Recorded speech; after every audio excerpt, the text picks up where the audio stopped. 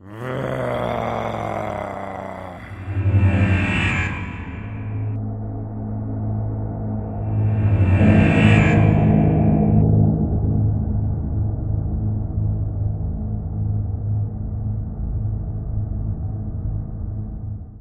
and welcome to the 30k channel, a channel dedicated to games set in the Horus Heresy. I'm your host, David Brains, and Alistair has joined us. G'day, Alistair. Hello again. Excellent, he's back.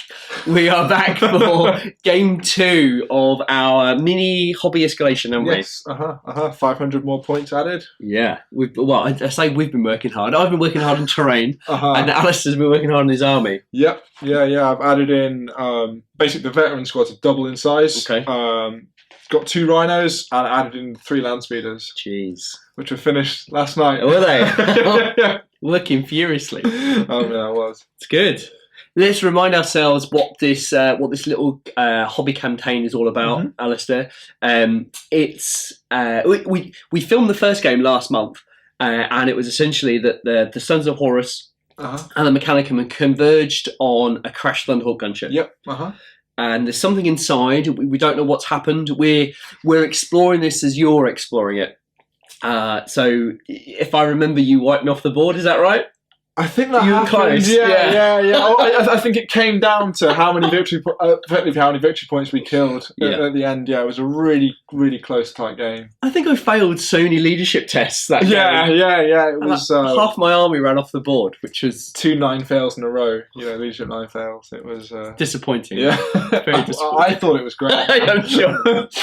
So we've come across the Thunderhawk, and remind us the planet we're on. Yep. So the whole set of battles will be set on Alpha Garmin, just before the main battle of Beta Garmin. So in terms of the Horus Heresy timeline, Beta Garmin is the last big battle before the Siege of Terror. And before that battle occurs, during the system of Beta Garmin, basically the Warmaster unleashes the wolves. So he sends a bunch of raiding packs into the different systems around Beta Garmin to kind of try and disrupt and spread out the Imperium before his main blow arrives. And so our set of battles is set on Alpha Garmin, which is a planet kind of in there, in that system. Cool. So what we've got is we do have a narrative arc to this 6 series campaign, which we're not going to reveal too much of because we want to explore it along with you guys as well. Kind of let the games inform what's happening. Yeah, so we want to tell a real heavy storyline in this. So to briefly give you that storyline right now, the Thunderhawk's crash. There's something on the board. We don't know what it is. It's Mechanicum Thunderhawk. So the Mechanicum, the Loyalist Mechanicum, have gone to kind of see if they can help out. The Sons of Horus are also quite interested as well because they're obviously traitor now, aren't they? Exactly, yeah. So they kind of obviously took it out and then just thought, wonder what was in there. Yeah, let's go check it out. So what we've come across is that the both forces arrived together in the first game. The Sons of Horus wiped the Mechanicum out. They got to the Thunderhawk first. Absolutely. They got the special Harpy Command module. Yep. Which is a special piece of equipment that can be added to. So it's in pieces, and it's essentially like a data slate, and you almost like get an update on it. Exactly, yeah. And then you can call down like this special bombardment thing or a special weapon at some point during the game, which Alistair may just choose to do today. He might not, depends. But there's always a piece of this command module up for grabs. Absolutely, yeah. And that's kind of separate from winning the game. So we'll run through the scenario in a minute, I guess. But regardless of who wins or loses this game, whoever claims the command module gets the command module. Yeah. And if it's dropped by someone holding it, then the opposing player can pick it up during the game. Absolutely, yeah. And then if it's had 4 elements added to it, it will be 4 times the strength sort of thing. So that's how that works. And that's represented by the gold disc in the centre of the board. But as Alistair, we'll come on to that. Yeah. So the Sons of Horus have got into that Thunderhawk. They've worked out there's some coordinates. Absolutely, yeah. On board the ship that have given us our next location, which is the location we're fighting in now. And it's an abandoned outpost. Yes. Or it seems to be abandoned. Yes. It conceals a dark secret. So in the Thunderhawk, they kind of found something that kind of implied that there was some kind of, maybe some psychers or some kind of psychic activity occurring in that area. So yeah, that's why they kind of gone there to kind of see what's going on. Yeah, so they've put the coordinates into their little, and that's good. That that's good. Do sound effects. That's how I imagine it, like the So they've gone, right, let's find out what's here. They've got there first before the Mechanicum. Yep. So you kind of had a few hours to poke around and kick all the stuff over and work out what's happened. So the Sons of Horus are the defenders and the Mechanicum the attackers. They've gone back, regrouped, got some more reinforcements, and now they're going to attack the Sons of Horus because they want to explore what's going on. Why was that Thunderhawk shot down? Yeah. Why is it near this moon base? It's not too far from where we are. So what's happening? So this game will be purely battle for the moon base, and there are some little hatches. Yep, absolutely. So on turn 3, those hatches will open up, and so if you can enter those hatches as the attacker, provided there's not another enemy infantry unit within 3 inches, and if you enter those, you get 3 victory points. For every entrance that is not used, I get 2 victory points. And the central objective, which is this Harpy command module, is worth 5 victory points. Absolutely. So there's quite a few points to play for. And it's worth remembering that when the unit goes into the hatch, they're done for the game then. Yes, absolutely. Yeah. So, even if you wipe me out, I still score 3 points. Yes. So it's going to be really tricky because Alistair has got a really lovely force. He's got a lot of AP4 weaponry. Yes. My whole army is armor 4. So we'll see. So for me, it might be a question of, do I need to get into those? Do I need to score those points super early? Alistair could blast me off the board quite quickly. There's a lot of terrain. Yeah. The main difference for the Mechanicum force is that I brought a lot more special weapons. I brought 4 special weapons, which are the 48-inch, Strength 6, AP2, Lance, Blind, Gets Hot. Very nervous about those. Yeah, well, I am too. I tend to take more wounds on myself than I cause. But, with the -2 from the Jin site and then the -1 further from the Cyborg Calaris, those speeders are going to be a massive problem. And the bikes as well. So I could rob both units of their cover save, but they're highly manoeuvrable. Yes. But you do have weight and numbers on your side, and you've got a lot of firepower. Yes. Well, I mean, hopefully, there's a lot of combi plasma and plasma going on these variant squads, so hopefully that will hurt you at some point. But yeah, I am kind of, the amount of wounds you've got and all that kind of firepower, and even just rending on your lightning guns, it's just enough just to give you the willies when you're shooting that. Absolutely. So the question will be for me is, do I hot-foot it over to those objectives? Do I just get 2 units in and done, and then I can sacrifice the rest of Mechanicum? Because let's face it, they're just robots. So maybe I need to play to the mission and not get distracted with killing stuff. 30k is about playing the mission. It is. Play the mission to win. And that's what we're going to try and demonstrate today. Fingers crossed. When your blood rises, you just, I just want to kill everything. Get greedy. Yeah, absolutely, yeah. It's worth noting, though, that this game is an exclusive game for YouTube, and it's a shameless bid to get people from YouTube subscribing to the 30kchannel.com. I will take my top off. Whoever loses has to run around the table naked. Or over the course of the escalation, we'll put strip 30k. I better start putting the layers on now. Gloves, 4 layers of socks.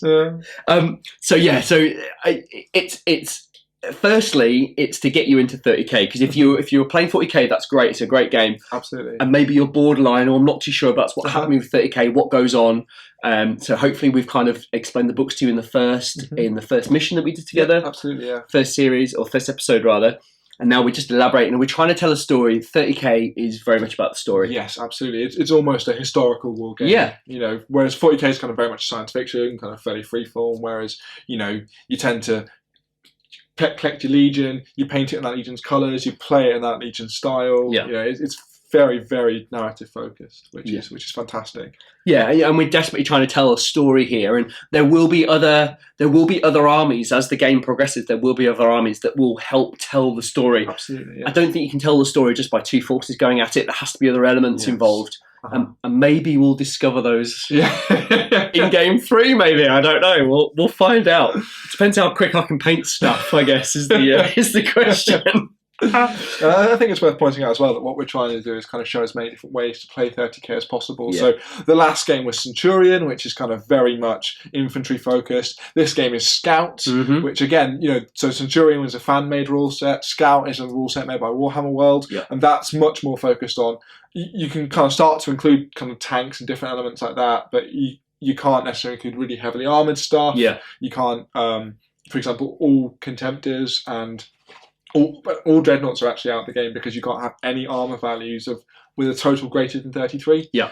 So, this is why kind of, we've got riders, but not necessarily predators or land raiders or anything like that. Mm. Yeah, it's a really great rule set. I did have a tank in my army. And then Alistair reminded me that I was over the points, the armour value we just spoke about. I was like, oh, god damn it. So I've just included another squad of Thalax here with a photon thruster. But yes, so the next game will be Zone Mortalis. It'll be 2,000 points. Oh, 1,500. Oh, excuse me. I don't know the rules to the own thing. Don't do this to me, man. Oh, God. It'll be 1,500 points. Again, it'll be lots of troops. You've got lots of troops coming. Yep. So hopefully it will be 5 more Justarian, 2 Contemptors, and a new Praetor model. Great. And I'm just going to add more Thalax. I might use... The Thalax come with lots of different rules. They've got like Emphite, Destructor, and I forget the third one, Ferox, and it gives them different rules. So I might run some of the different rules in there just to give you a bit of a flavour. There will be other elements involved in the Zone Mortalis board later, which will help tell the story that we're trying to tell. I think it's quite a cool story. But Yeah, me too. So we'll explore that together. But if you are on YouTube, I want you to demonstrate what the 30k challenge is all about. It's about well painted models, beautiful boards. And the board is really nice, man. Oh, thank you. Proper good. I did do a board build video for that board, so if you stay at the end of the post-game interview, there'll be a board build video on how I built the board. It's super cheap and super easy. I'd love you to go and fly into your local B&Q and buy some stuff to build the board, so it does work. So please stay tuned for that. And most of the games that go out on the 30k channel usually have a board build video if they're quite special and unique. So I always try to include those, just a little extra content. It's £4.50 a month. You get 5 games a month. You get 3 Age of Darkness 6x4. You get 1 Zone Mortalis game, like a Challenge the Channel, where I've got an Iron Hands Force where you can challenge the channel. It's quite a nasty list. We've done 10 of them so far. We're in April now. And they're really, really popular. And then you get a game of Adeptus Titanicus, which you've done, haven't you? You've done an 18 game. Yeah. You did one with Spencer, wasn't it? Yeah, absolutely. Yeah. So Alistair's featured in one of them.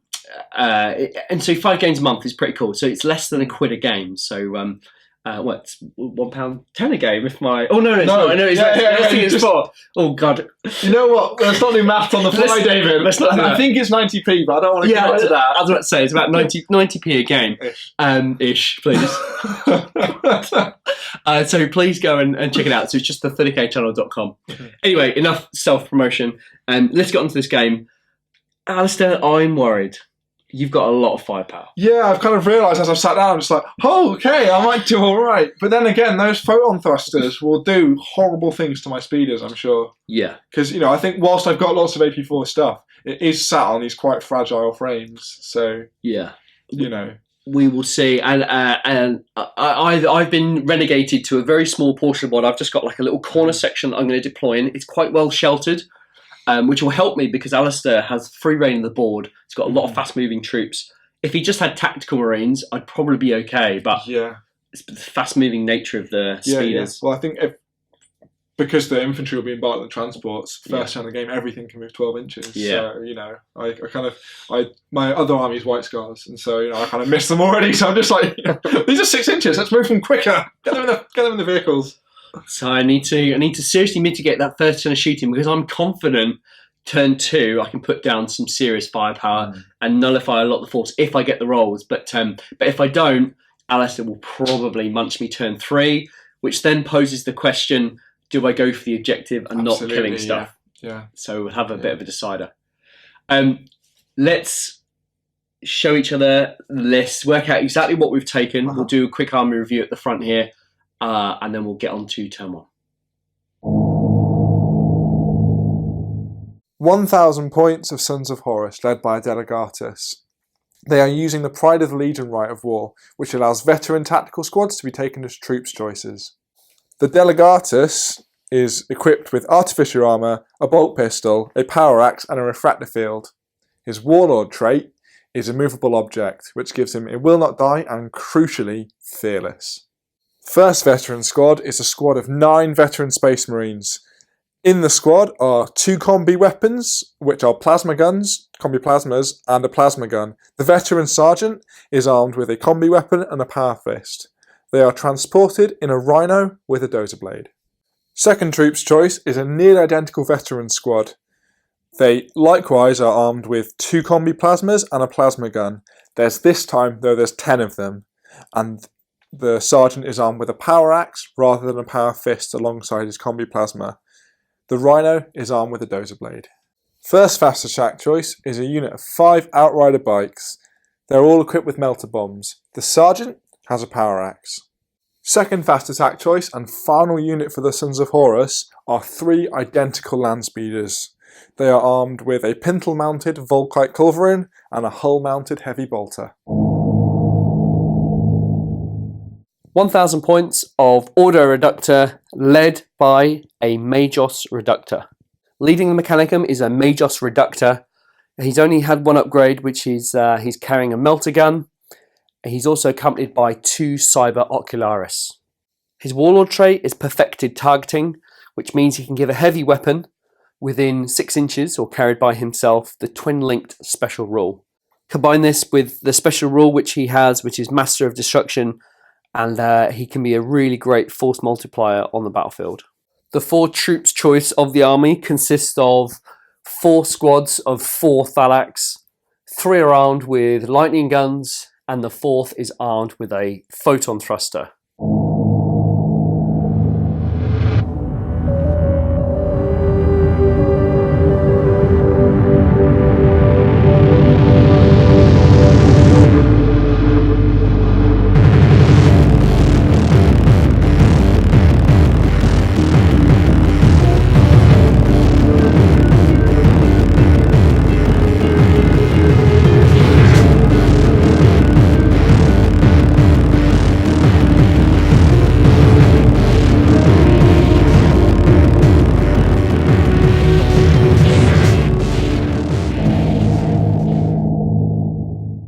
Alistair, Yes. we are deployed. We surely are. Oh my god. The Mechanicum get first turn, which I think we will need first turn. I've kept a unit in reserve because they can deep strike due to their jetpacks. And I don't scatter if I get within the 6 inches Cyber Ocularis, which would be really key. But I've got to weather some serious firepower. Yeah. Oh, hopefully. Hopefully. There's a lot of guns shooting my way, but Alistair gets opportunity to seize, but I really don't want him to because I need a turn of moving out, shooting my high-powered stuff, and then coming back into cover, and then weathering the next storm. And after that, I thought I might be okay. But it's going to be so humiliating when you use your own channel dice to do it. Oh! Here we go. Good luck first. Good to you, man. Let's have a look. Let's have a seize. I appreciate you can't see this, but I'll... Our reactions will show it, won't it? Absolutely. You ready? Go on. Oh, you rolled a 3, so thankfully, Mechanicum can get first turn. Mechanicum turn 1 movement. Not a lot of movement here. I really struggled to get line of sight down to the Sons of Horus. Alistair deployed really, really well. So what we've got here on the left-hand flank, the photon thruster stepped out, moved 6 inches to get a line of sight down on that land speeder at the far end of the board. I'd love to take one of those down this turn. That'll be fantastic. On the ends, on the side of the board over here, each photon thruster from each of the Thalax squads, they moved up using the Walk in the Ruin special rules, so they didn't have to take any move recover terrain tests, and they're both going to try and pop that rhino just to open it up and make the troops inside walk. That'll expose them for the next turn. I would have liked to have got a line of sight onto the bikes. I'd love to have taken 1 or 2 of those out, but they were just in that dip over that rise there, so we weren't able to target them. That's it for the movement. I've got a unit reserve. Hopefully they'll come in the next 2 or 3 turns, and then we'll go on to the shooting phase. Mechanicum, turn 1 shooting. Wow, what a shot. The opening shot from the photon thruster hit twice, caused a glance and a pen of the first land speeder. Because of the -2 cover, Alistair decided not to go with the jinx save. He needed the shots in his first turn. And fantastic news, the speeder was taken out. So that's reduced some serious AP4 firepower coming back at the Thalax in this turn. Next to shoot was the 2 photon thrusters from each of the squads down here in the foreground. They opened up onto the side of the rhino. All of the shots hit, bar 1. So I had to take a armor save because it got hot, which I passed, which was brilliant. I then caused a shaken result and 2 hull points on the rhino. So that was a really, really good result. Awesome round of shooting from the Mechanicum. That's all I've got. The only thing left to do now is to do the thrust moves for each unit. and I'll come back to you at the end of the assault phase. Mechanicum assault phase, turn 1. The squad on the right thrusts forward 7 inches, just trying to get a bit of a pincer movement on the Sons of Horus there. It'll also give Alistair, it'll force him to make a decision about where he's going with those bikes. The photon thruster from this squad just stepped down. He's got the Magos and 3 of his squad members before he takes wounds, so that's good. And up front is the reductor. The 2 Cyberocularis just thrust forward. They're going to be quite key in the next turn to get the unit in from reserve where I want them. And on the left-hand side here, the unit just budged up behind the crane, giving them a bit of a cover save. Not a bad turn for the Mechanicum. Still very, very concerned about the firepower coming in from those land speeders and the bikes. But let's have a look what Alistair's got in store. Sons of Horus, turn 1 movement. I really need to deal with those photon thrusters. They did some bad things to my Sons of Horus in the first turn. So, on the right-hand side of the battlefield, the bikes have moved up to put some pressure and hopefully deal with 1 squad of Thalax. In the centre of the battlefield, the Rhinos performed a handbrake turn, spun around, and the veterans have got out to pour some fire into the Magos' unit. At the back of the battlefield, the land speeders have moved up again to take some more shots at the Thalax. And finally, the Rhino in the centre of the battlefield with the Delegatus' unit has moved up into cover. Turn 1 shooting phase, Sons of Horus. The bikes start things off, opening up with their bolters, twin-linked and hitting on 2s thanks to the Death Dealer special rule. A mighty 10 hits, 6 wounds, 2 of which were failed, taking 2 wounds off one of the Thalax. A fantastic start to the turn. In revenge for losing one of their squadron, the land speeders have returned fire at one of the Thalax units. A lot of shots from the Volkites and heavy bolters managed to take 3 wounds off the Thalax, killing one of them. In the centre of the battlefield, the veterans that have just disembarked opened up on the Magos' unit. They fired 2 of their combi plasma, really hoping for some damage. It was a bit wet, unfortunately, with all the firepower from the plasma and the bolters only causing a single wound to the Thalax. This is not good news. A cheeky shot from the Rhino, again at the Magos' unit. 1 hit, thanks to twin linked, even though it was snap shooting. Unfortunately, no wounds. Sons of Horus, turn 1 assault phase. Following through from their shooting, the bikes have charged the unit of Thalax. 4 Hammer of Wrath hits, unfortunately failed to wound. At initiative step 4, everybody bar the sergeant attacked. A lot of hits, quite a few wounds, but some lucky saves from the Thalax meant that only 1 wound was taken. However, it was enough to kill one of the Thalax, reducing the amount of attacks they're going to make back. Initiative 3, the Thalax struck back, dealing a single wound to the bikes, who passed their save. Now onto the sergeant. Sergeant wades at initiative 1 with his power axe. Incredible work. 4 hits, 4 wounds, 3 failed save, killing another Thalax single-handedly. The Thalax pass their leadership test, meaning they stay in the combat. At the end of the turn, not bad for the Sons of Horus. A couple of Thalax are dead, but crucially, some of my shots didn't kill enough of them. Mechanicum turn 2 movement, and we are fighting for our lives, even on turn 2. The first action was that this Cyberocularis was a little bit further behind. He's now moved, but he was at the corner of that building, and I got the reserve roll in, so the unit of Thalax have come down and jumped on top of that building, which was great. Their plan is to fire down at the land speeders and destroy at least 1 more if I can.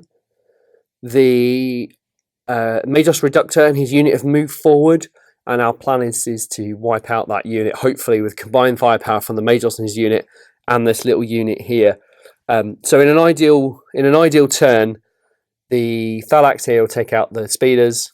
The 2 units here will take out that squad there, the vets, and then hopefully the Thalax can survive another turn of combat. That will really help me out. We're fighting for our lives.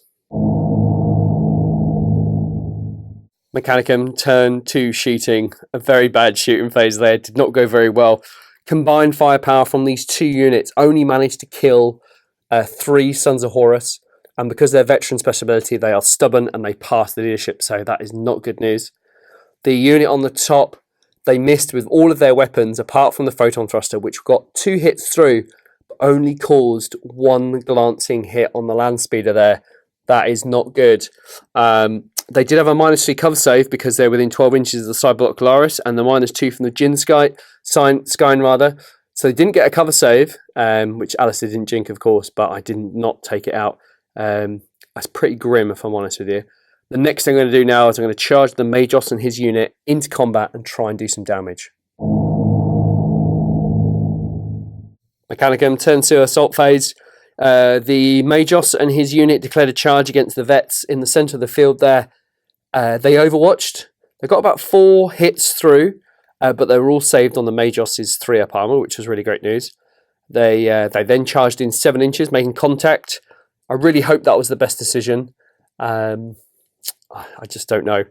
And then obviously we've got this combat going on over here between the bikes and Thalax. I just need to survive perhaps another turn and I'll be happy.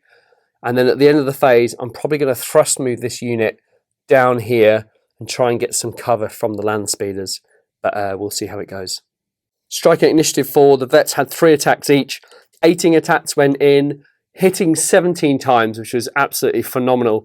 And then 8 wounds went through.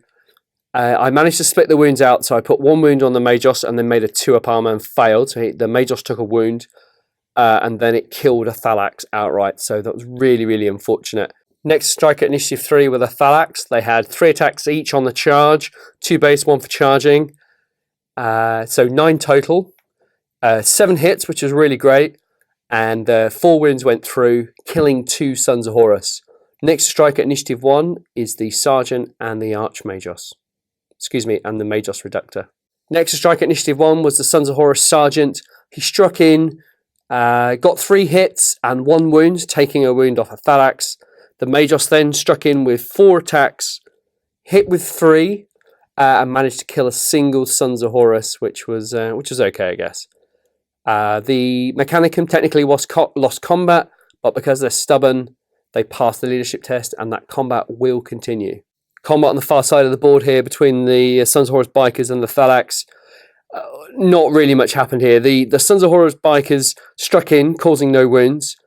The Thalax struck back, again, 2 or 3 hits, but no wounds. And then the Sergeant from the squad came in and cleaved one of the Thalax in half, reducing the number down to 1. Thankfully, though, the Thalax passed the leadership test, and that combat is tied.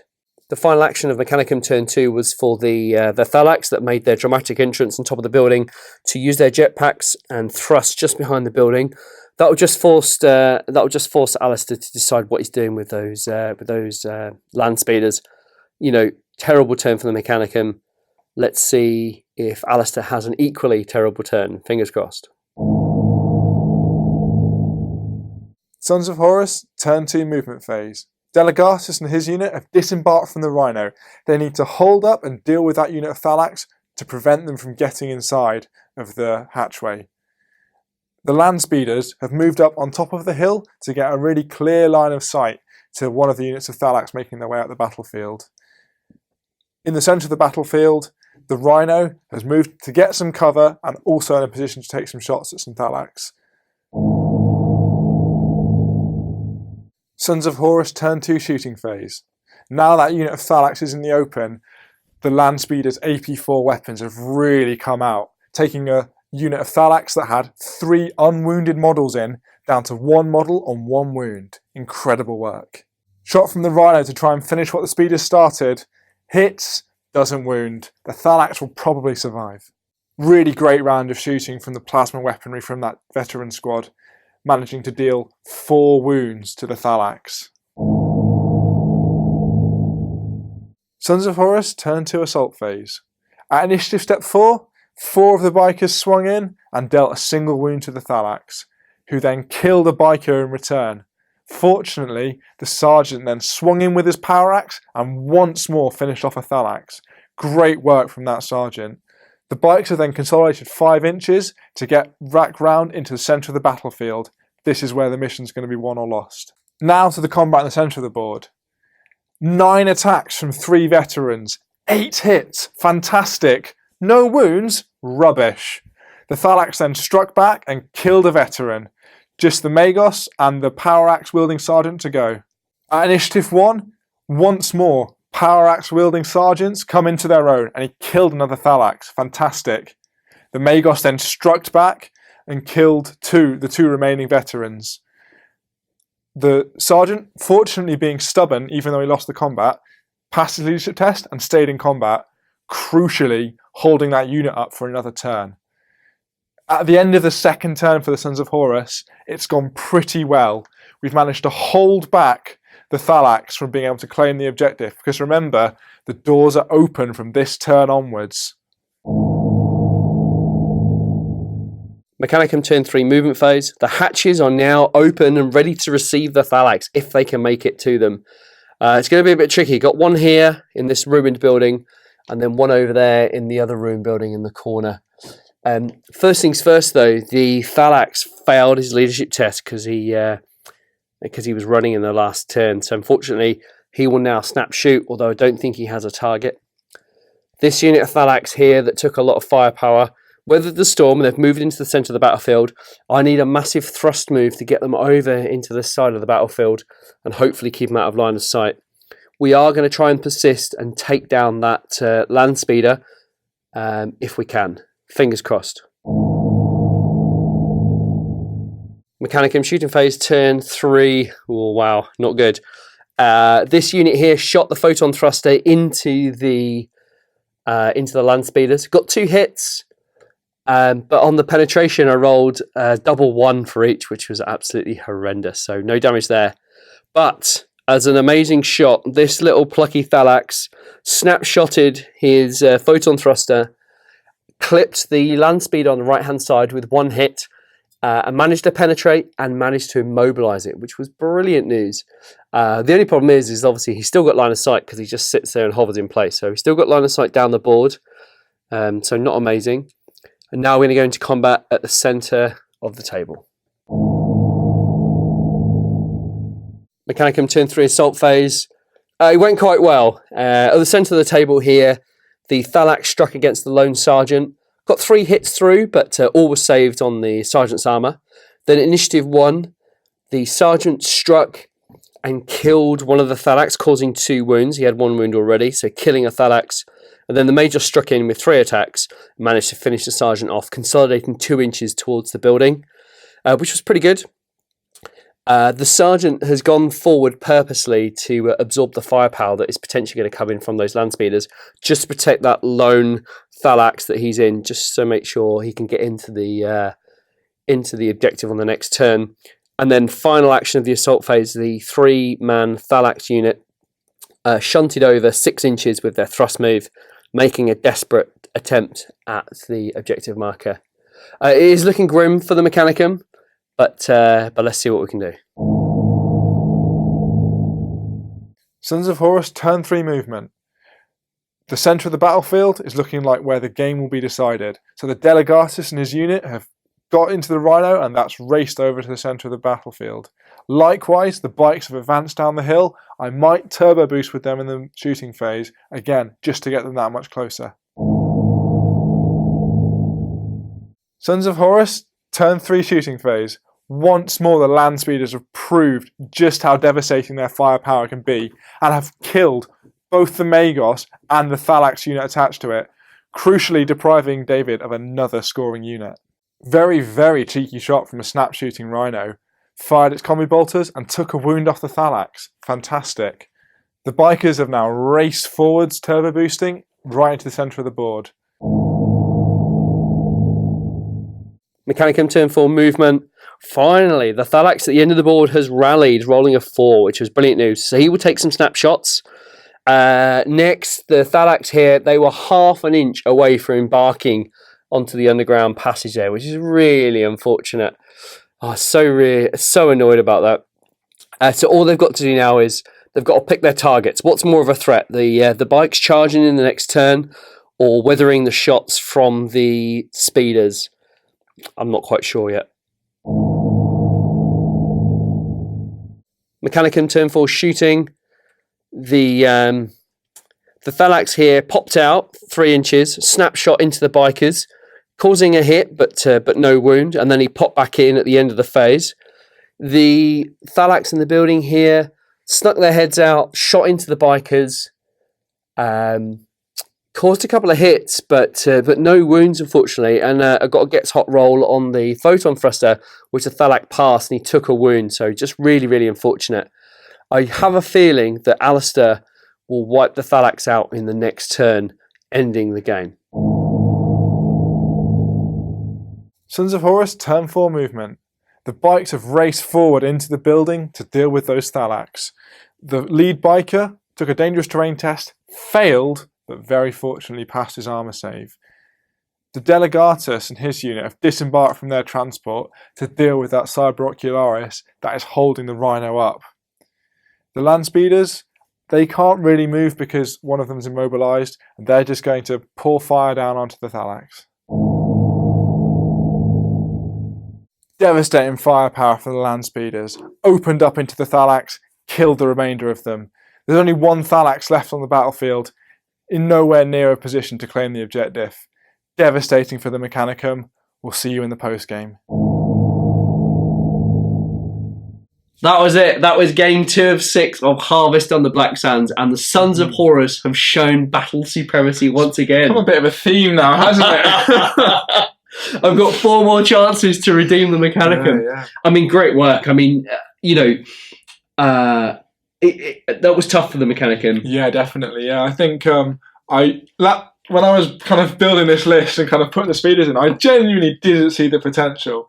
But as soon as it happened in one turn, I was like, oh, right. The speeders will do that. I think it's just the AP4 combined with the deflagrate was just incredible. They've got a high rate of firepower as well. Yes, 7 shots, strength 6, strength 5, AP4. Yeah. They just rinsed the Thalax, didn't they? Absolutely, yeah. I did originally plan to have a tank in the list, but Alistair reminded me just before we got here that obviously I can't take the tank because it was too high iron value. So that was a real shame. I think it would have helped. But, absolutely, yeah.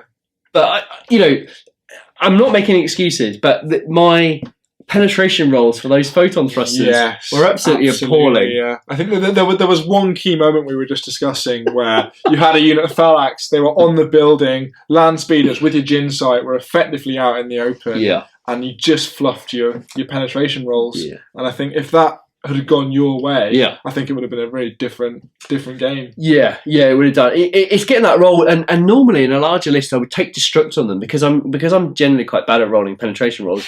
That destructor allows you to re-roll. In strength 6 at front armor, 10.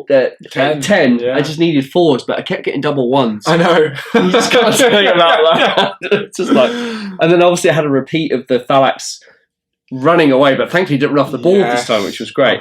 My only critical comment about the game was I think I wasted the Thalax unit. I was a bit cocky thinking, I'll wipe that land speeder unit out. I should have gone the other side of the building where the hatch was. See, this is what we talked about. You play to the mission or you generally lose, and I was confident I was going to do it, but I didn't. Well, I think it's one of those things where you've got to line up like, if you want something to die, put 3 things in the place to do it because 2 things will fluff it. And you get lucky with the last one. Exactly, and that's exactly what I planned, is to build in that redundancy, but it just didn't work my way. But Alistair, you did a fantastic job. You've got. Well, they did a fantastic job. I just kind of watched them perform.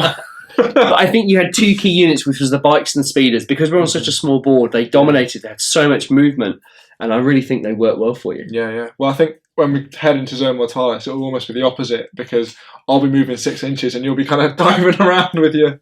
Yeah, this is true actually. Yeah. They get that thrust move. So you'll get your revenge definitely. Well, hopefully. And there's also one thing we should also note as well. My list was slightly illegal, and this really bugs me. But it was my fault. I've been running Reductor, but the Force Organisational chart stipulates that you need 2 troops minimum and 2 heavy support minimum.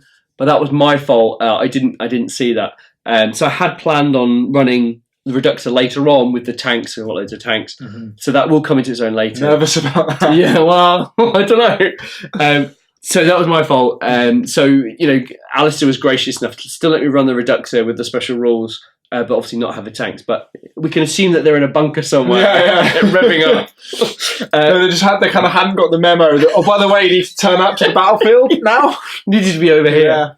So thank you to Alistair for letting me do that. Yeah, no worries, man. And I apologise, you guys. I always like to run lists that are appropriate for the mission, and I didn't do that this time. I think what we'll do, though, I think we will persist for the next game in Zone Mortalis.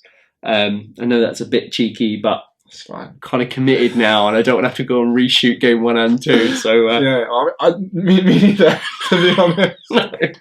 So apologise for that slight discretion there.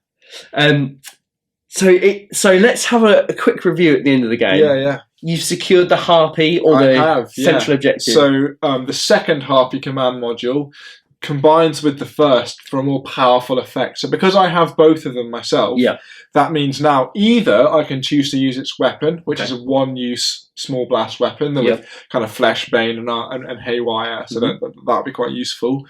Or I can combine the two together, and again, once per game, either give a unit outflank, or possibly cause 1d3 units of yours to snap shoot in one shooting phase. So both of them quite useful effects, especially as we head into Zone Mortalis. Yeah, absolutely. And don't forget that the story arc of this is that the Thunderbolt was down, the 240's gone to investigate.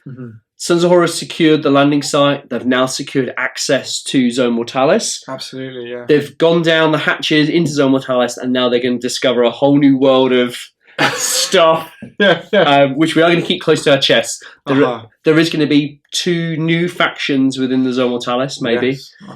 Don't say maybe. Let's be. There will be. We're going to commit. Yes, let's commit. There'll be 2 new factions down there that will take part in the game. They won't have a massive part in it, but they will have a part in it. So I'll have to see, will the Mechanicum have to parlay with the Sons of Horus to defeat the enemy, or will we do things in our own separate ways? But I think we need quite a few multiple objectives in the Zone Mortalis game to play a bigger story. So I'm really excited for that. Me too. It'll be really cool. Not much else to say, really. Just the Thalax have let me down yet again. I was so confident with those. I know. I kind of, when the photon thrusters, first turn of the game, killed nearly all my stuff. I was like, oh, right, okay. Well, that's how it's going to go. But yeah, it just seemed to be that was a kind of lucky turn rather than that was the norm. Yeah. I'm really looking forward to seeing the speeders when we go into a much larger 6x4 board. They're going to really come into their own, coming around, and I'm going to have to be very mindful about the Thalax moving through the board. But by then I will have some tanks, so hopefully that'll help keep them safe. I've got a Trios on the way, so it'll keep a unit. Which one's that? Is that the... It's one with a transport capacity. Right, yeah. Oh, the really big one. Real big one. Yeah. The pain train, I think they call it. Okay, I guess I'll find out why. Fingers crossed. But we'll see. So I've taken a load of photos of this game, so please go to the Facebook page to see photos from the game today. Alistair, you're on Instagram, is that right? I am, yeah. Where can we find you? My Instagram handle is my name, which is Alistair McMillan, which I'm sure will be just here. If I've done my job, it will be. Very boring Instagram. That's all right. You can also follow the channel on Instagram too, and I'll have photos of the scenery and painting, and hopefully some more progress on the Trias armoured conveyor, which I'm desperate need to finish for the next game. I think we've got a month before the next game, is that right? Yeah, right, yeah. So give us plenty of time to get some more units. What's next on your task? I think you mentioned it. Yeah, hopefully, some Justarin, some Contemptors, and a new model for the Praetor. Wowzers, I'm going to need to bring out the melter guns, aren't I? To insta-kill those Justarin, because they are tough. Yeah. Board-wise, it's going to be a 6x4 Zone Mortalis, lots of elements, lots of moving parts involved in that one. So looking forward to building that. And I really hope you guys on YouTube are enjoying this series. It'd be really awesome if you can follow along with us. If you're building a force or you're just starting out in the Heresy, after the post goes out on Facebook, please leave some comments or show us your army, show us what you're up to, or leave us both a message on Instagram. But we'd love to talk to you and kind of and the reason why we're doing this is showing to you that these small point games, they are a lot of fun. Absolutely, yeah. You can build loads of story into your games, which is what the Heresy is all about. And I think what we're trying to do is really show you all the different ways you can play Heresy. Yeah. So we've had Centurion, Scout, Zone Mortalis, Then after that, we're going to head into battle line games, tanks, big 6x4 boards, a lot going on. And then by the end of it, we'll get up to 3,000 points. Yeah. And that will be... I'll certainly bring a super heavy. Yeah. I'm sure you'll return the favour. Oh, maybe. I don't think I've got any on the table, but I'm certainly bring some tanks to counter you. Absolutely, yeah. So, it's all culminating in this large game. And this series of games happened over 6 months. And, I think 3K in 6 months is quite realistic. Well, it'll be the quickest I've ever painted anything. But in some ways, that's really good because it means that I'll just knock this and get an army to play with. So I'll be really pleased. But let's not forget as well, Alistair, he's not got an airbrush, he's using a paintbrush. So you're putting some... we had a little chat about this earlier. But if you have got an airbrush, it does speed the process up. Absolutely. But 3K in 6 months with a paintbrush, that's pretty impressive. Thank you. So it is possible, is what we're trying to say. Absolutely, yeah. So we're looking forward to seeing more of Alistair Sons of Horus. Mm-hmm. The Thalax and the Mechanicum are painted, but I've got a couple more vehicles left to go. But the majority of the force is done. I struggled for time, so that's fair enough. I had planned on bringing Solar Auxilia, but there was no way they were getting done in time. I was just swamped with scenery. Kept messing up. How's the Solar Auxilia going? I haven't started them yet. 2 weeks, they'll be fine. I haven't taken them out of the boxes, and I'm not painting 60 infantry by month 2, so it just wasn't going to happen. But anyway, I really hope you've enjoyed today's game. Alistair, thank you so much for the effort of coming over. You come away from Birmingham, haven't you? So good effort. Great win for the Sons of Horus. Can the Mechanicum push the Sons of Horus back in Zone Mortalis? We'll find out in the next game.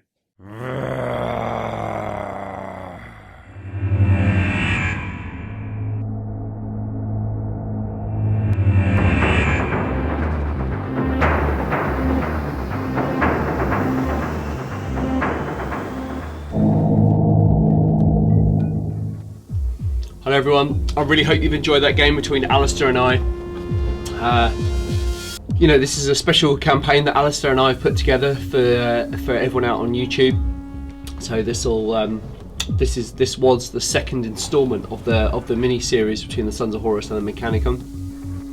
Now, for those of you that don't subscribe to the website, I usually do a board build video for each game that goes on the channel. Not every time, but in the majority of times I've done a board build video. So, this is no exception. I want to show you how I built today's board. So there's a lot of work that's gone into today's board as well. Alistair and I have talked at length about where this 6 series campaign is going to go. And we're really trying to tell a story, not just for the Mechanicum, the Sons of Horus, and some factions later on as the campaign progresses, which I'm not going to talk about too much. But there will be other factions involved in this, and we really want to tell a story. The problem with, well, not the problem, but one of the things with the 30k universe is, it's absolutely, it's so vast.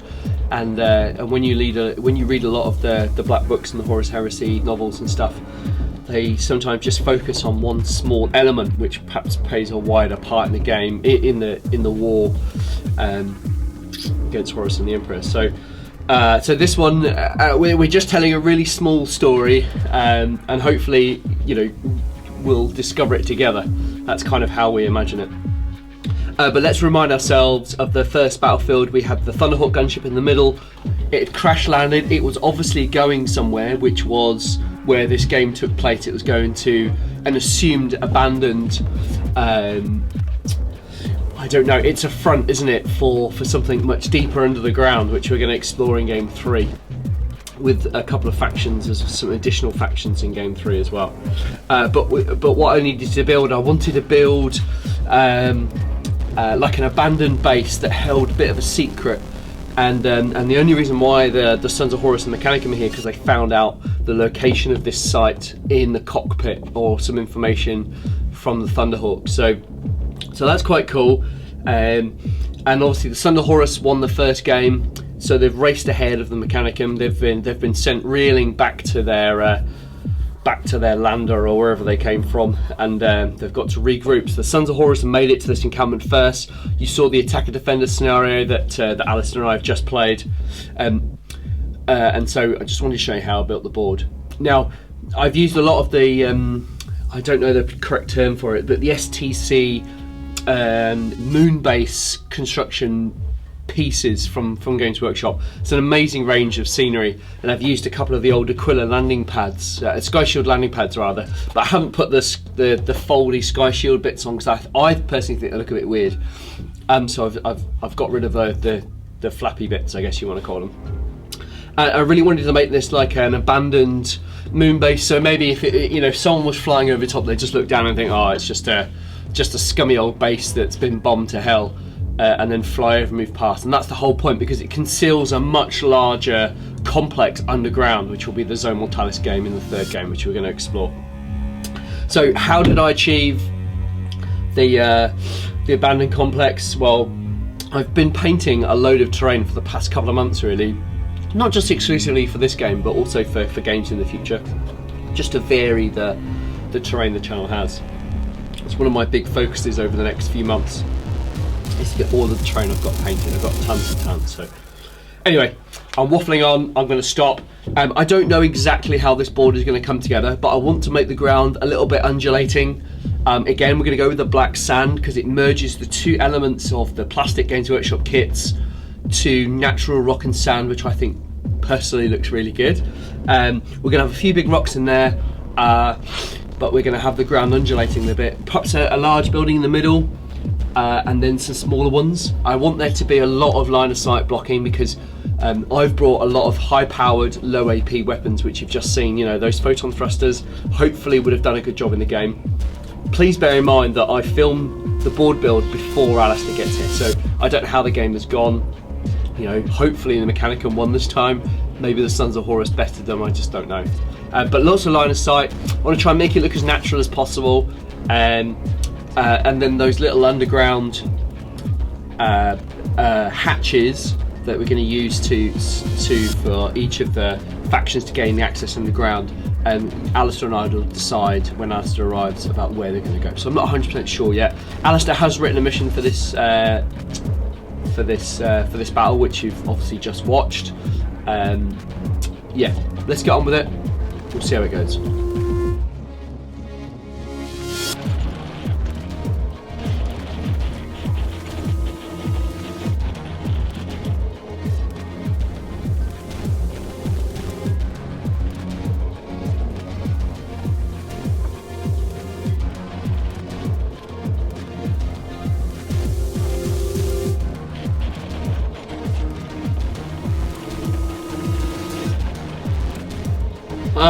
I know it looks weird right now. Kind of got the perimeter of rocks here. I can almost imagine that when they built this little base station, or whatever you want to call it, this little outpost, they would have come in, and I've read in a few books that the Mechanicum used like big magna melters and stuff, and they just kind of burn the rock completely flat. So that's what we've got here. A nice flat surface to build a solid foundation on, or a moon base. I know it looks a bit weird here. We will blend these edges in as much as possible, just to make the transition a little smoother. That's going to be no problem. We'll do that. Yeah. So I'm going to perhaps have a largish building here, a few more ruins here, maybe one in the foreground over there. But we've got 1,000 points each, so 1,000 points each on a small board is going to be quite a lot. So there needs to be a lot of line of sight, because if not, one of us could easily shoot the other one off the board quite early on in the game, which doesn't make for a good game. So that's what I've got so far. I quite like this. I might even put another one at the front there and move this back, just so we've got a little bit more room. The beauty of using tiles and slate and granite and that sort of thing is that each battlefield can change. It can just be different every single time. You'll never play on the same battlefield. I know it takes a lot of prep and a lot of messing around, but it really does deliver such a visual feast, I guess. You've got the natural quality and colour against the, I guess comical is a good word. The models that we play with are futuristic, weird, crazy stuff. And they're generally brightly coloured, and and so they stand out really nice against the contrast of the natural stone and rock. And then when you've got the detail of the models, as in the scenery models, it all does tie together quite nicely. Yeah, I'm gonna have one at the front here. I've got some more of these slate tiles, and I love the discoloration in them. You know, what does burnt rock look like? Well, it's all sorts of weird colours, isn't it? It can be iridescent or just black, and you won't see much of this underneath once we put all the black aggregate and stuff on there, and once we put the buildings on top, and then when we add 2,000 points of models, you know, it'll all just blend in together beautifully, I promise. So okay, let's push on with that.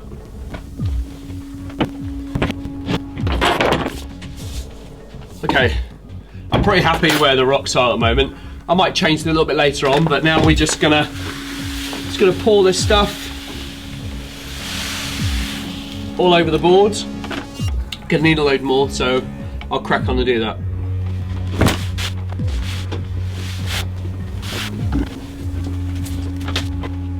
Okay, really happy with that. I like this natural height here, really love this. It kind of frames the whole picture. Really like that. Trying to make this a little bit more believable. There we go.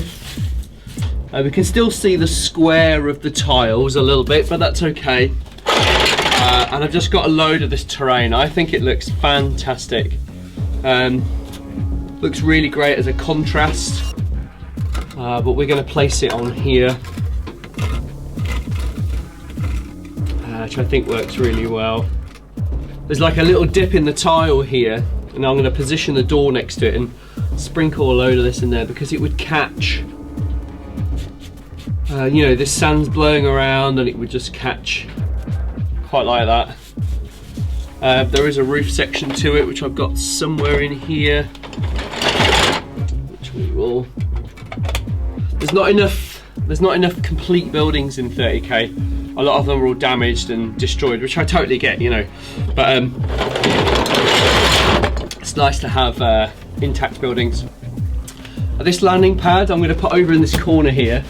I'm going to put it there because I like the natural protection of the rock, because we can't see beyond the board, we don't know if there's more rock around here or if this is like a little protected area. But I like the height of the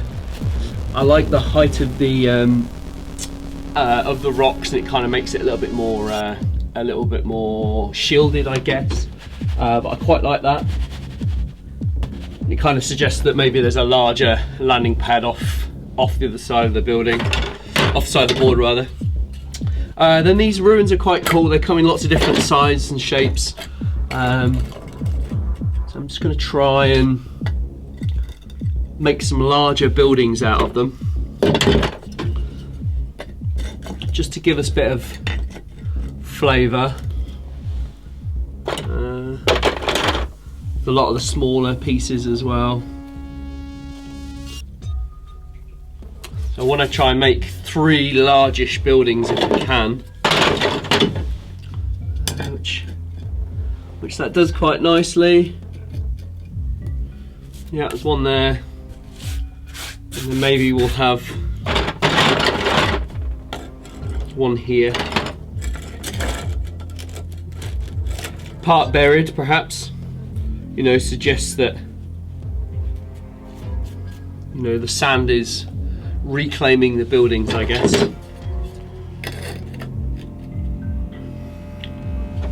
Quite like that as well. Make sure I've got the right orientation on the ruin sections like this. So we are a little bit on the edge here, but that's all right. Can just prop that up with the rocks and the stone.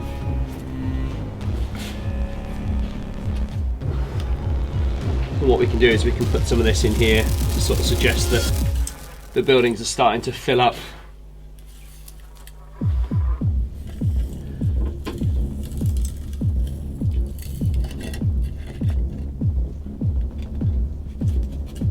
Not too much, but just enough to tell a bit of a story that it's, you know, it's an abandoned base, or supposed to look like an abandoned base maybe. I think this section's a bit too long here. I want it to roughly mirror what we've got there. Could done with another complete building ideally, but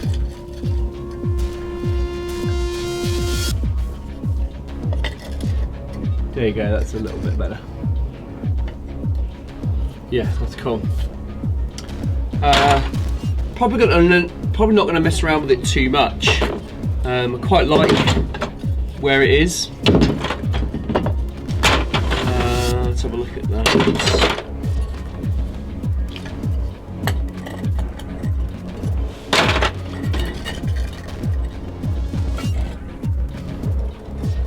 Yeah, I kind of like that. Some good line of sight blocking there, I think. Gonna have some crates in here as well.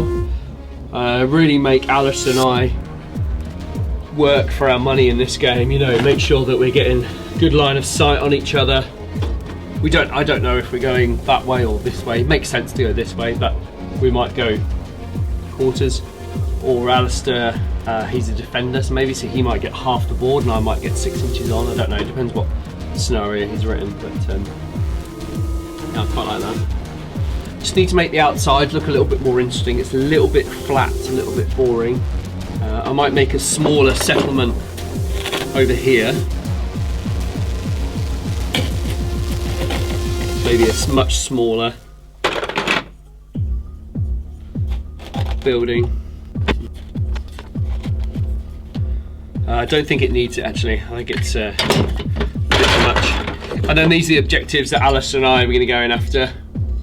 I don't know if you can see that particularly well, but I'll get a photo of those and overlay it for you. So they'll just be, I don't know, maybe out in the open, or they might be closed up in the building. So I don't know yet, so we'll have to have a look. Right, I'm going to dress the board, I'm going to put a few more interesting details on it, see how we get on.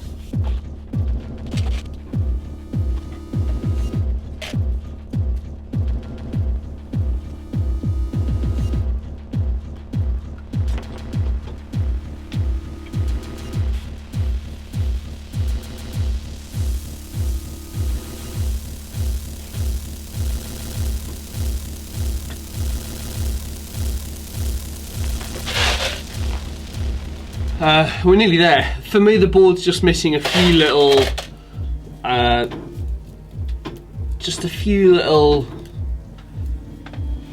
don't know, little rocks, just to kind of break up the monotony of the board. It does look a little bit bland if you haven't got anything on it. Just sort of randomly putting these on. Just breaks the black up a little bit. I think that's probably enough. Makes it a little bit more interesting. There's just something missing for me. I'm not quite sure what it is. I don't want to put too much on the board because it would just look too much, but I just want to cover this side of this building up.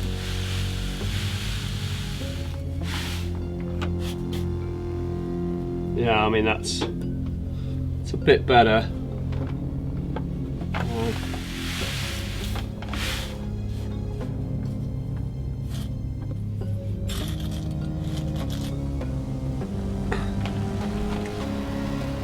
It's quite colourful.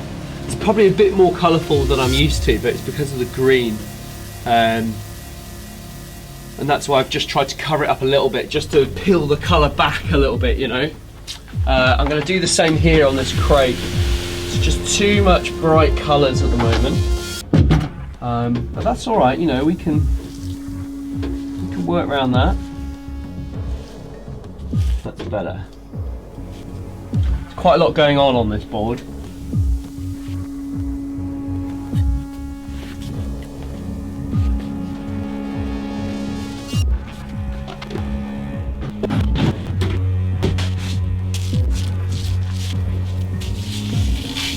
There you go. I worked out what it was missing. I've just got some much larger fish tank stuff, and it just adds another layer to make it a little bit more believable, rather than just the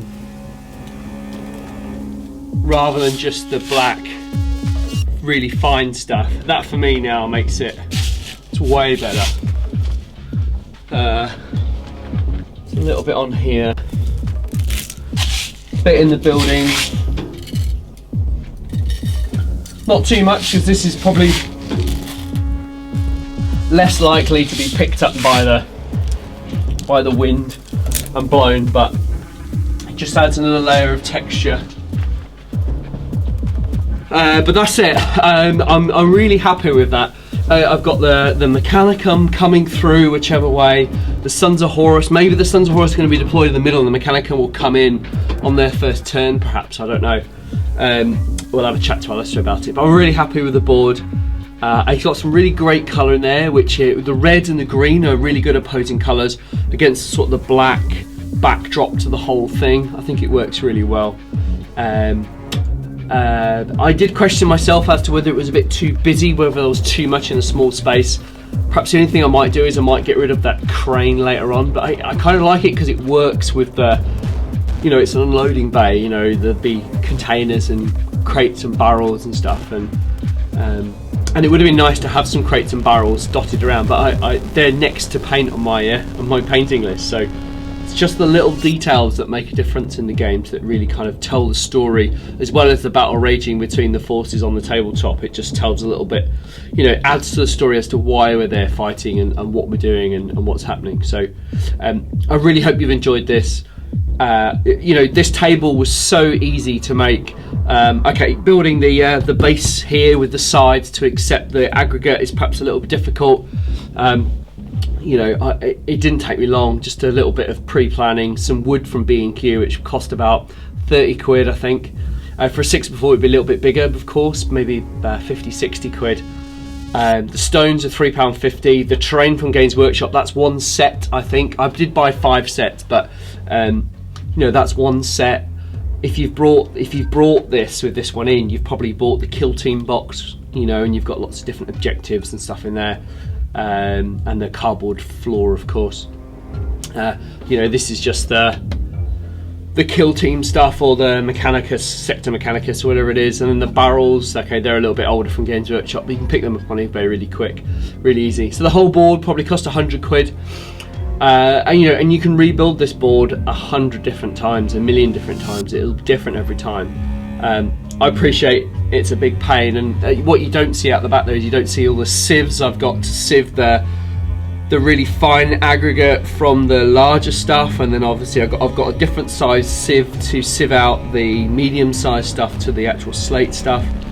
You know, that's only a colander I stole from the kitchen at home, and then I made a colander out of a plastic tray, and I just drilled holes in it to the size that I wanted, that'll only accept the fine stuff and the little black bits through and not the big slaty bits, and then I just cipher them off, put them in a box, and I can build the board fresh every time I come in to build a board.